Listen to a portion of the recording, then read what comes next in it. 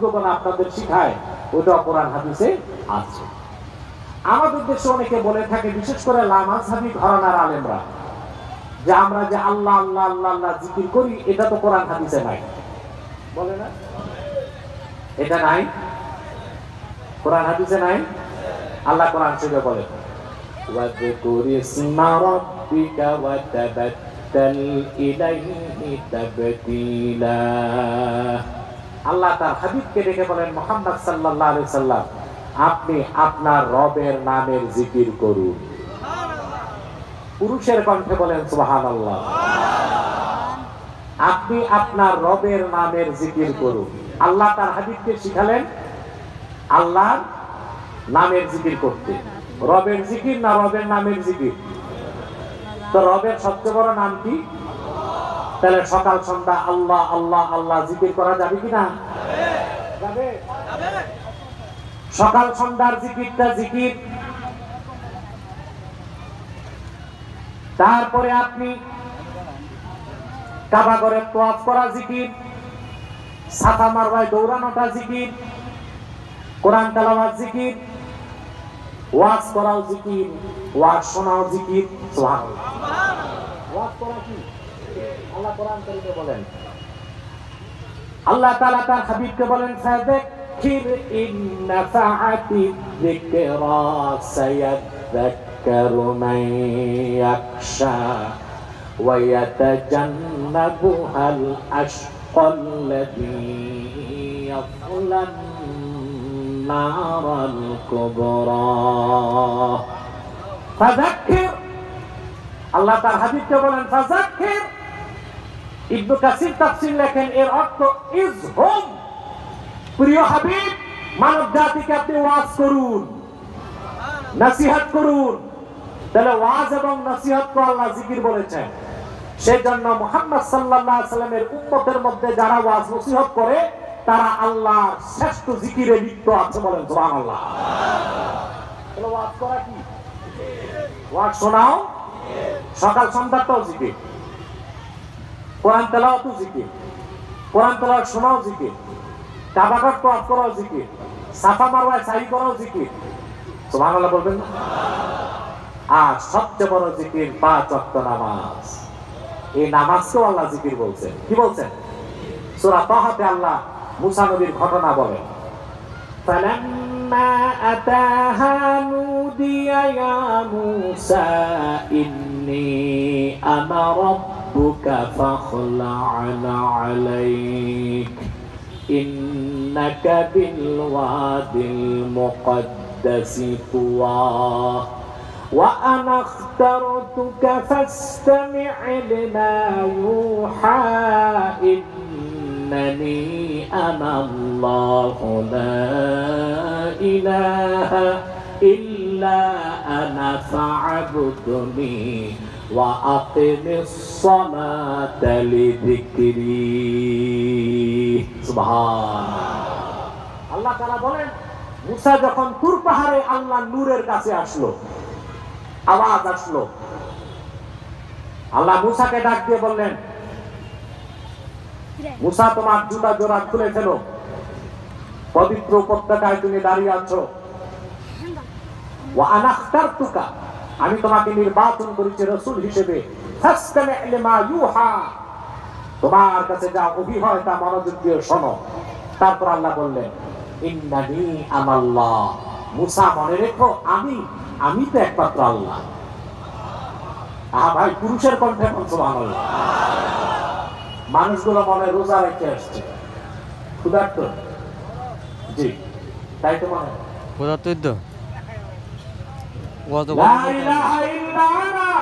আমি ছাড়া কোন মাবুদ নাই। মুসা ফা'বুদনি, আমার ইবাদত করো, ওয়া আকিমিস সালাতা লিযিকরি, আমার জিকির হিসেবে নামাজ আদায় করো।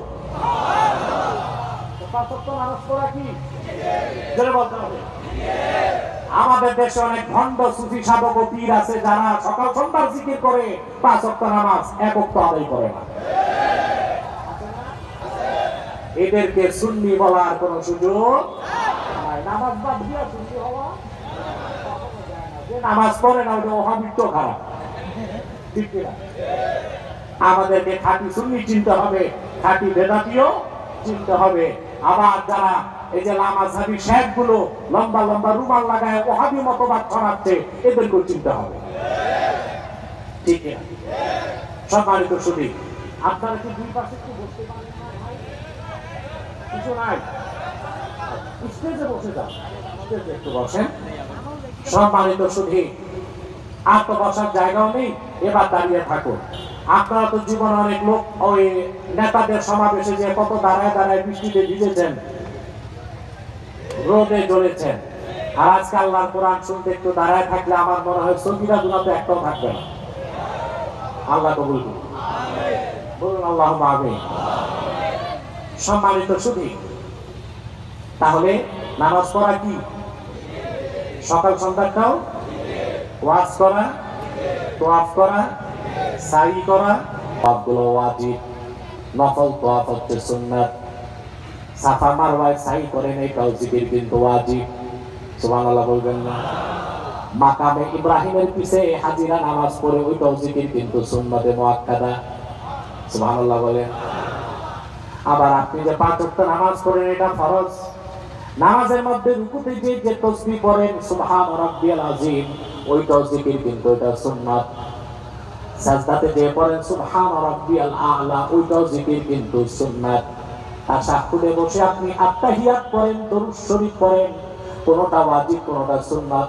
আবার সালাম ফিরাবার আগে যে দোয়ায়ে মাসুরা পড়েন, ওইটাও জিকির কিন্তু নফল। দেখা যাচ্ছে কোন জিকির নফল, কোনটা সুন্নাত, কোনটা ওয়াজিব, কোনটা ফরজ। আরেকটা জিকির আছে যার নাম ঈমান, ওই জিকির বাদ দিলে মুসলমান থাকা যায় না, তার নাম কোরআন। কোরআনকে আল্লাহ জিকির বলেছে, কি বলেছে? আপনি নফল জিকির বাদ দিবেন, আপনি পোড়া কথা। সুন্নাত জিকির বাদ দিবেন, ওয়াজিব জিকির বাদ দিবেন, ফরজ জিকির বাদ দিবেন, আপনি গুনাহগার, নাফরমান। কিন্তু কোরআন হচ্ছে এটা এমন একটা জিকির যার একটা বাক্যের, একটা শব্দের, একটা অক্ষরকে আপনি বাদ দিলে মুসলমান তো দূরে থাক, আপনি কট্টরপন্থী কাফের হয়ে যাবেন।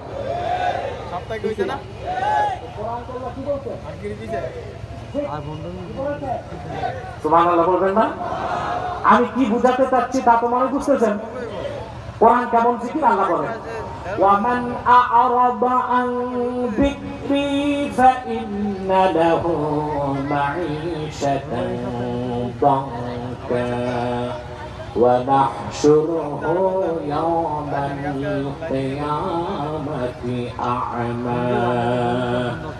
ওয়ামান আ'রাদা আন যিকরি, যে আমার এই জিকির থেকে মুখ ফিরায় নিল,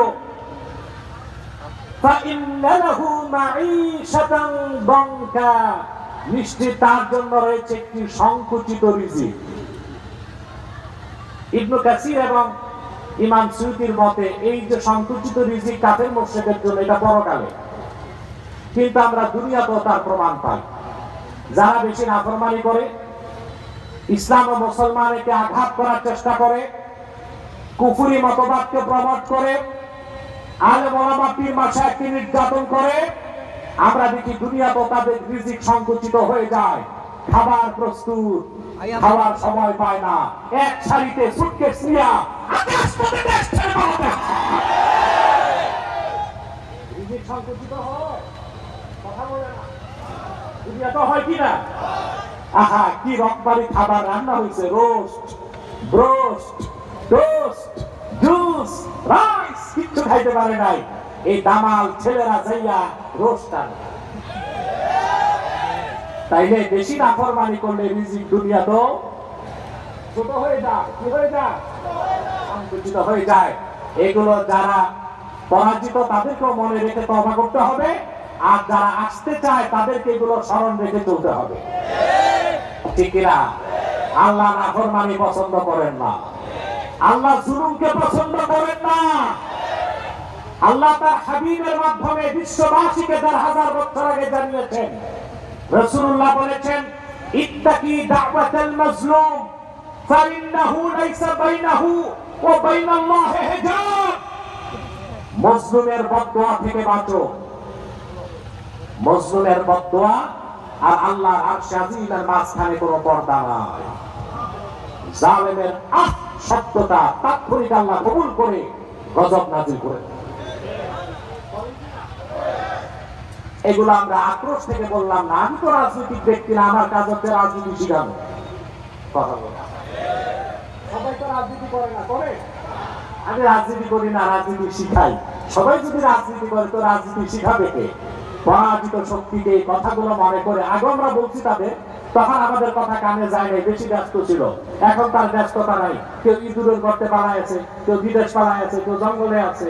এখন আমাদের কথাগুলো যদি একটু কানে ঢুকে আর তওবা করে, আর যারা আসার জন্য প্রস্তুতি নিচ্ছে তারা যেন এগুলো খেয়াল করে সামনে চলে। ঠিকঠাক ঠিক মতো বুঝতে পারলেন না, আল্লাহ কবুল করুন, আল্লাহ মঞ্জুর করুন, বলুন আল্লাহুম্মা আমিন। তাহলে আমার ভাইয়েরা কি বুঝলাম আমরা? কিছু জিকির নফল, কিছু সুন্নাত, কিছু ওয়াজিব, কিছু ফরজ, আরেকটা জিকির ঈমান, তার নাম কি? আমার সাথে ছন্দে ছন্দে বলতে হবে, আরেকটা জিকির ঈমান, কি তার নাম? এই কোরআন এমন একটা জিকির, বিসমিল্লাহর বা থেকে মিনাল জিন্নাতি ওয়ান নাসের সিন পর্যন্ত কোন একটা বাক্যের, কোন একটা শব্দের, কোন একটা অক্ষর থেকে যদি মানুষ মুখ ফিরায় নেয়, ওই জিকির ছাড়ার কারণে সে আর মুসলমানের গণ্ডির মধ্যে থাকতে পারে না। পারে? এই জিকির হচ্ছে কোরআন, আর এই কোরআন হচ্ছে রাসূল করিম সাল্লাল্লাহু আলাইহি সাল্লামের সর্বশ্রেষ্ঠ মুজিজা। বলেন সুবহানাল্লাহ। আসেন এবার রাসূলুল্লাহর মুজিজার ব্যাপারে কিছু কথা বলি, শুনতেছেন? পূর্বের নবীদের দ্বারা তো মুজিজা ঘটতো না, কিন্তু আমার নবী মুহাম্মদ সাল্লাল্লাহু আলাইহি সাল্লামের যেমন কোনো তুলনা ছিল না, ওনার মুজিজারও কোনো তুলনা ছিল না। যেমন পূর্বের নবীদের দ্বারা মুজিজা ঘটতে আসবাব লাগতো, আসবাব, আসবাব বুঝেন? এলিমেন্টস, উপাদান, উপকরণ, এগুলো লাগতো। উপাদান উপকরণ ছাড়া পূর্বের নবীদের দ্বারা অধিকাংশ সময় কোনো মুজিজা ঘটতো না। যেমন দাউদ আলাইহিস সালাম, নাম শুনছেন না? আমরা তারে নবী মানি, কি মানি? নবী ছিল। ইহুদিরা তাকে নবী মানে, তাকে বলে ডেভিড, কি বলে? খ্রিস্টানরাও তারে নবী মানে। বাইবেলে তার নাম এসেছে ডেভিড। তার ছেলের নাম সুলাইমান আলাইহিস সালাম। বাইবেলে সুলাইমানের নাম এসেছে সলোমন। কি নাম এসেছে? সলোমন। আমরা বলি সুলাইমান। হযরত দাউদ আলাইহিস সালাম, ওনার মুজিজা ছিল, উনি ছিলেন যোদ্ধা। কি ছিলেন? যোদ্ধা, বুঝেন? ফাইটার। মানে দাউদ আলাইহিস সালাম এমন একজন নবী ছিলেন যিনি রাজনীতি করতেন আর যুদ্ধ করতেন। সুবহানাল্লাহ বলবেন না? আরেকটা অত্যাশ্চর্য তথ্য আপনাদেরকে দিচ্ছি, সেটা হচ্ছে স্ট্রেঞ্জ ইনফরমেশন। সেটা হচ্ছে বনী ইসরায়েলের অধিকাংশ পয়গম্বরই রাজনীতি করতেন। সুবহানাল্লাহ বলবেন। তো বনী ইসরায়েলের অধিকাংশ পয়গম্বর যেহেতু রাজনীতি করতেন, তো সকল অর্থে সেই রাজনীতিকে ঘৃণা করা যায়? আমাদের দেশে আলেম ওলামা রাজনীতির নাম নিলে এক ধরনের লোক নাক ছিটকায়, হায় হায় হায়, আলেম মানুষ রাজনীতির কথা বলে।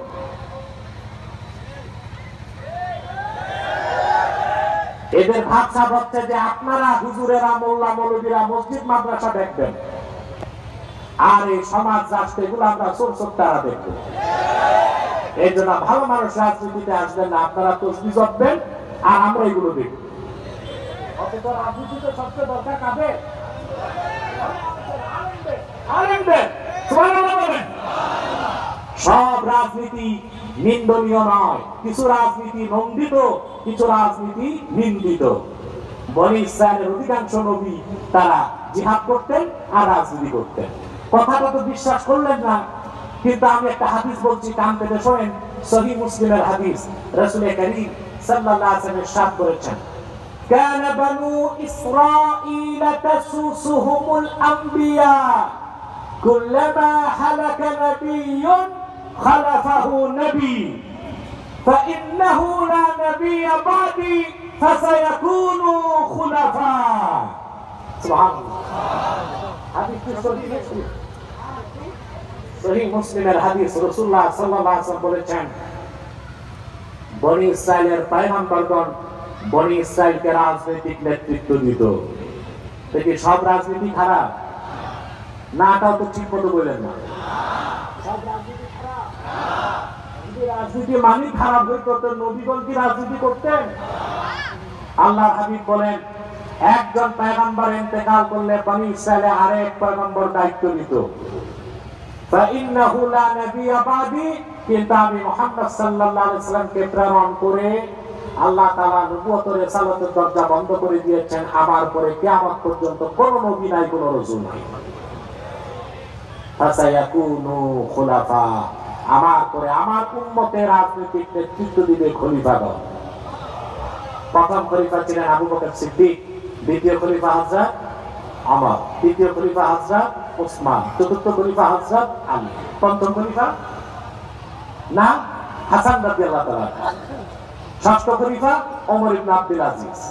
নিঃসন্দেহে হযরত মুআবিয়া রাদিয়াল্লাহু তাআলা জালিলুল কদর সাহাবী, কোনো সন্দেহ নাই, কিন্তু ওনাকে খলিফার মধ্যে শুমার করা হয় না। পঞ্চম খলিফা ধরা হয় হযরত হাসানকে, আর ষষ্ঠ খলিফা ধরা হয় ওমর ইবনে আব্দুল আজিজ। তো বলছিলাম এই খলিফাগণ রাজনৈতিক নেতৃত্ব দিয়েছেন, মুসলিম উম্মাহকে দিয়েছেন না? তাহলে রাজনীতি মানে কি খারাপ? কিছু রাজনীতি নিন্দিত, কিছু রাজনীতি নন্দিত। Democracy, nationalism, socialism, communism, democracy, liberal democracy, এই রাজনীতিগুলো হচ্ছে নিন্দিত, যা মানুষের কল্যাণে। আর আল্লাহর হাবিব 1000 বছর আগে যে রাজনীতি শিখিয়েছেন সেটা হচ্ছে কল্যাণের রাজনীতি, ইনসাফের রাজনীতি, ঠিক না বলে? সেটা নন্দিত, সেটা ইবাদত করেন সুবহানাল্লাহ। বনি ইসরায়েলের অধিকাংশ পয়গম্বর যুদ্ধ করতেন, তার মধ্যে একজন বড় যোদ্ধা ছিলেন হযরত দাউদ। তো যুদ্ধ করতে তীর, ধনুক, তরবারি লাগবে না? কথা বলে না। বলছিলাম পূর্বের নবীদের মুজিজা ঘটতে সাবাব লাগতো, কি লাগতো? উপাদান। দাউদ আলাইহিস সালামের মুজিজা ছিল, ইমাম বাইহাকি সুনান বাইহাকিতে নকল করেছেন, আলানাল্লাহুল হাদিদা বিয়াদি দাউদা, হযরত দাউদ পয়গম্বরের হাতে আল্লাহ রাব্বুল আলামিন লোহাকে পানির মতো গলায় দিতেন। দাউদ আলাইহিস সালাম লোহা ধরতে আর তা পানির মতো গলিয়ে যেত, বলেন সুবহানাল্লাহ। আপনি লোহা গালাতে পারবেন? কথা বলেন। লোহা গালাতে কতটুকু শক্তি লাগে? অক্সিজেন আর অ্যাসিটিলিন, অক্সিজেন আর অ্যাসিটিলিন, এই দুইটা গ্যাস এক করলে তার নাম হয় অক্সি অ্যাসিটিলিন। তাপমাত্রা হয় 3300 ডিগ্রি সেলসিয়াস। এতে লোহা বলে, এতে লোহা। আর 3300 ডিগ্রি সেলসিয়াস তাপ যখন হয় অক্সি অ্যাসিটিলিন, তখন আপনি লোহাকে মাখনের মতো কাটতে পারবেন। আর দাউদ আলাইহিস সালামের হাতে ছিল কি মুজিজা, তিনি লোহা নিয়ে চাপ দিতেন, পানির মতো টপ টপ করে গলে যেত। তারপর যুদ্ধ করতেন। এই ছিল দাউদ নবীর মুজিজা, যা ঘটতে লাগতো কি? লোহা। লোহা ভাই, তুমি আমি বাংলা বলতেছি, লোহা লাগতো, লাগতো না? পয়গম্বর হযরত মুসার মুজিজা ছিল, তার দ্বারা 9টা মুজিজা ঘটেছিল। তার মধ্যে তার সবচেয়ে বড় মুজিজা ছিল আসা, লাঠি। বেতের লাঠি না বাঁশের লাঠি? বেতের। কেউ বলে বাঁশের, না। কিরকম লাঠি আল্লাহ বলে দিয়েছেন। ফেরাউনের কাছে পাঠাবার আগে মুসাকে আল্লাহ ডাক দিয়ে বললেন, ওয়ামা তিলকা বিয়ামিনিকা ইয়া মুসা, ক্বালা হিয়া আসাই আতাওয়াক্কাউ আলাইহা ওয়া আহুশশু বিহা আলা গনামি ওয়া লিয়া ফিহা মাআরিব উখরা। ফেরাউন ছিল প্রতাপশালী সৈন্য শাসক। তার রাষ্ট্রের সীমানা ছিল 9.5 লক্ষ বর্গ মাইল। কত? তার নিয়মিত ঘোড়সওয়ার বাহিনী ছিল 80,000। কত?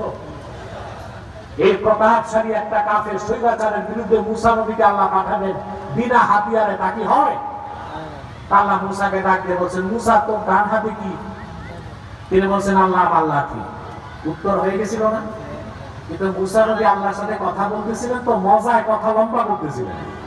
তিনি বললেন, আল্লাহ এই লাঠি ভর করে আমি চলি, এই লাঠি দিয়ে চারণ ভূমিতে পশু চালনা করি, আরো অনেক কাজ করি।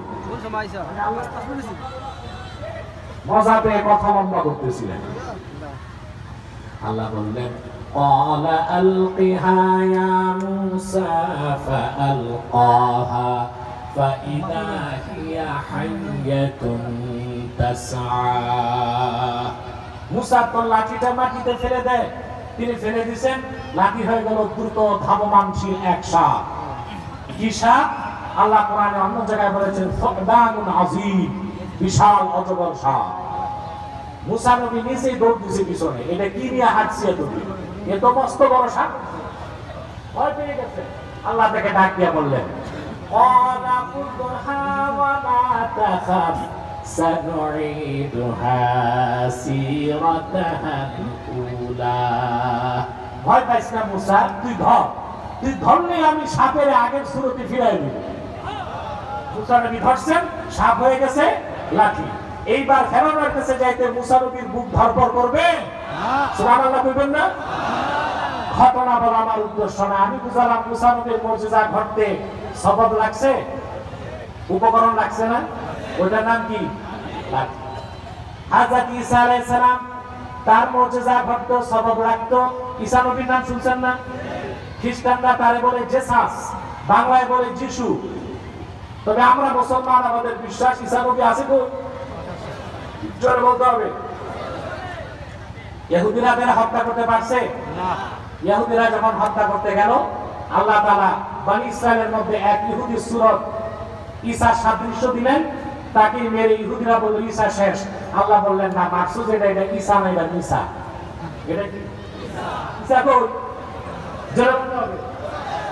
আমরা মুসলমান আছি ঈসানিয়া, খ্রিস্টানরা আছে মিসানিয়া। খ্রিস্টানদের ধারণা, বিশ্বাস যেটা বাইবেলে এসেছে, দা থিওরি অফ ক্রুসিফিকেশন, ওরা বিশ্বাস করে শুলবিদ্ধ করে ঈসাকে হত্যা করা হয়েছে। এটা মিথ্যা কথা না? এই জন্য আমরা বলি আমরা মুসলমানই আছি ঈসানিয়া, আর ওরা আছে ঈসানিয়া। আমাদের বিশ্বাস যেটা মিন ওয়াজিবাতিল ইসলাম, যা বিশ্বাস না করলে আপনি কাফের হয়ে যাবেন, সেটা হচ্ছে ঈসাকে হত্যা করা সম্ভব হয়নি, সে আছে আকাশে। কিয়ামতের আগে দামেস্কের জামে মসজিদের ছাদে আল্লাহ তাকে নামাবেন দাজ্জালকে হত্যা করার জন্য। তবে তবে তবে নবী পরিচয় আসবেন না, উম্মতে মুহাম্মদী পরিচয় আসবেন। বলেন আল্লাহু আকবার। আল্লাহর হাবিবের উম্মত, কত গর্বিত আমরা, বিনা দরখাস্তে রাসূলুল্লাহর উম্মত। আল্লাহু আকবার। মিয়া কিসের দলের পিছে দৌড়া, নেতার পিছে দৌড়া, নেত্রীর পিছে দৌড়া, কিয়ামতে তারা কেউ কাছে আসবে না। তোমার আমার জীবনের সবচেয়ে বড় পাওয়া আল্লাহ তার হাবিব মুহাম্মদ সাল্লাল্লাহু আলাইহি সাল্লামের উম্মত হিসেবে ১৫০০ বছর পরে ফিতনার চরম মুহূর্তে তোমাকে আমাকে কবুল করেছেন। এর চেয়ে বড় দয়া আল্লাহ আমার ও তোমার উপর আর কিছু হতে পারে না। পারে? তো বলছিলাম ঈসা নবীর মুজিজা ছিল, তিনি মাটি দিয়া পুতলা বানাতেন, বিসমিল্লাহ বলে ফু দিতেন, এটা পাখি হয়ে আকাশে উঠত। তার মুজিজা ঘটতে সবব লাগছে কিনা? কথা বলে না। কিন্তু কোরআন সাক্ষী দেয়, আল্লাহ রাখিনী নবী আমার নূর নবীজি মুহাম্মদ সাল্লাল্লাহু আলাইহি ওয়াসাল্লাম আজ থেকে ১৫০০ বছর আগে মক্কার সামনে, কাবার সামনে মক্কায় হাঁটতেছেন সাহাবায়ে কেরামকে নিয়ে। মক্কা মুকাররমা একটা পাহাড় আছে, তার নাম আবু কুবাইস। কি নাম?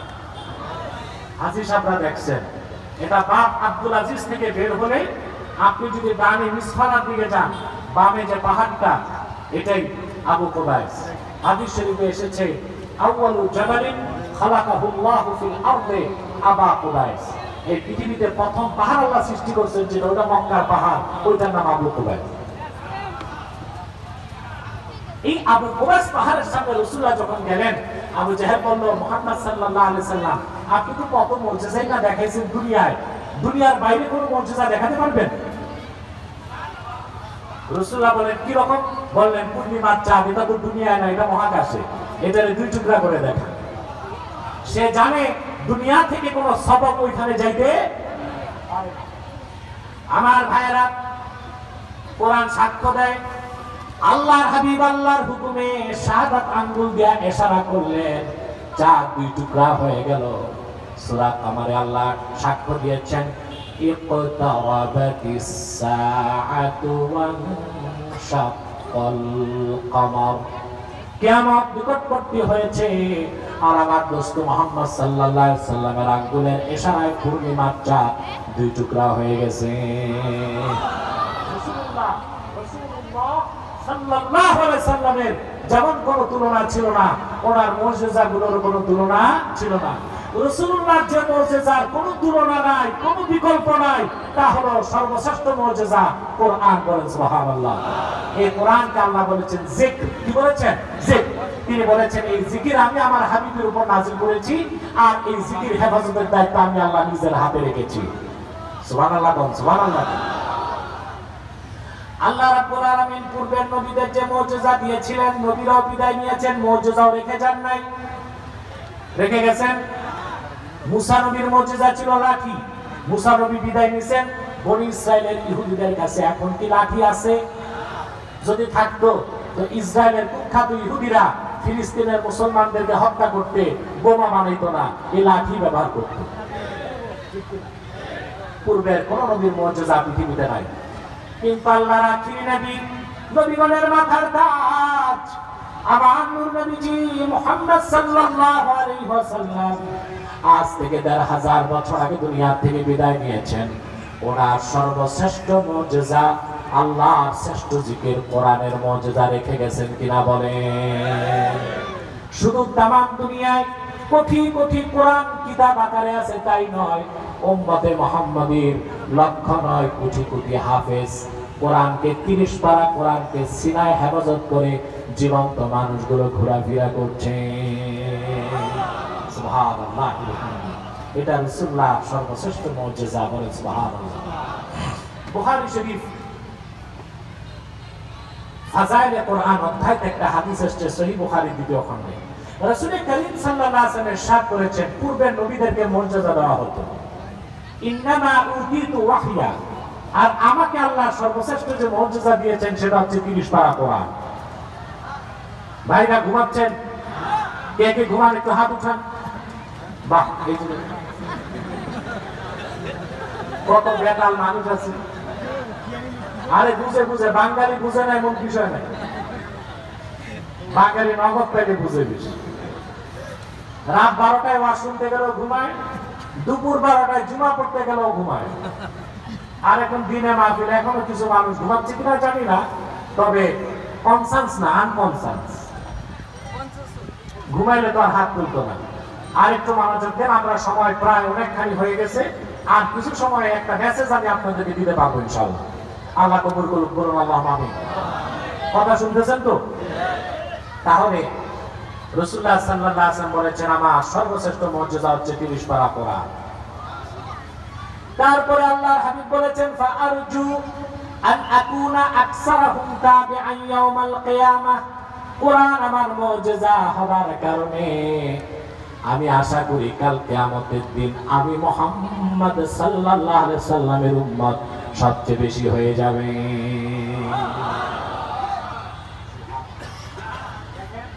আমার নবীজি মুহাম্মদ সাল্লাল্লাহু আলাইহি ওয়াসাল্লাম ফাঁসি না দিলে বাংলাদেশের সাথে ভারতের কোনো সম্পর্ক আর করা যাবে না। ঠিক কিনা বলে? আপনাদের মজবুত হতে হবে, শক্ত হতে হবে, ঈমানের ক্ষেত্রে কাউকে কোনো ছাড় দিবেন না।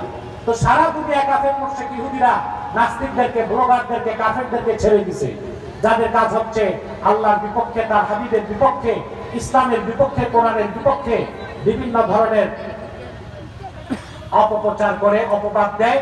তার কারণ হচ্ছে মানুষ যেন দ্বীনের পথে না আসে। কিন্তু রাসূলুল্লাহর শ্রেষ্ঠ মুজিজা কোরআন এমন এক চুম্বকের নাম যা মানুষকে ইসলামের দিকে শুধু টেনে যাচ্ছে। বলেন সুবহানাল্লাহ।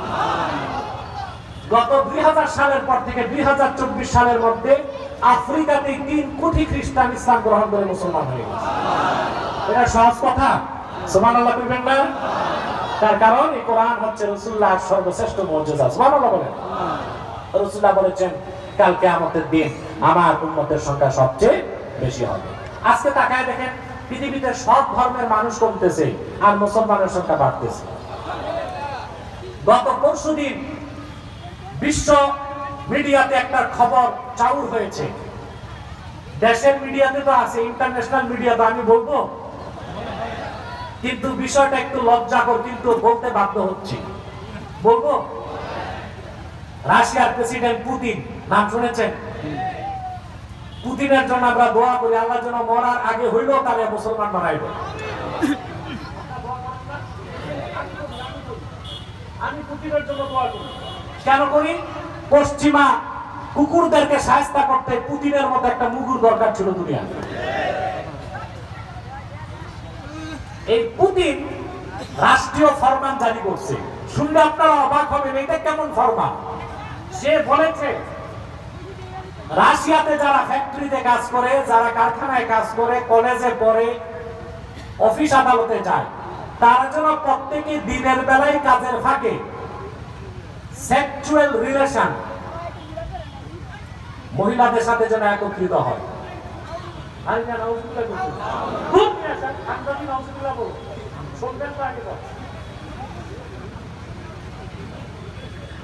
প্রত্যেকেই যেন মহিলাদের সাথে শারীরিক সম্পর্ক করে। তারা যেন রাতের অপেক্ষায় না থাকে যে বাড়িতে এসে করবে, তারা যেন অফিসেরটা অফিসে, ফ্যাক্টরিটা ফ্যাক্টরিতে, কলেজেরটা কলেজে করে। কেন? তারা তো আর বিবাহ সাথী জেনা বুঝে না নিয়ে আসা। কেন? বলছি স্ত্রী থাকলে স্ত্রী, না থাকলে গার্লফ্রেন্ড। ওরা তো অমুসলিম, ওদের যা চিন্তা। কেন? তার কারণ হচ্ছে দ্রুত সোভিয়েত রাশিয়াতে জনসংখ্যা কমে যাচ্ছে, জনসংখ্যা বৃদ্ধি করার জন্য এই নীতি তারা গ্রহণ করেছে।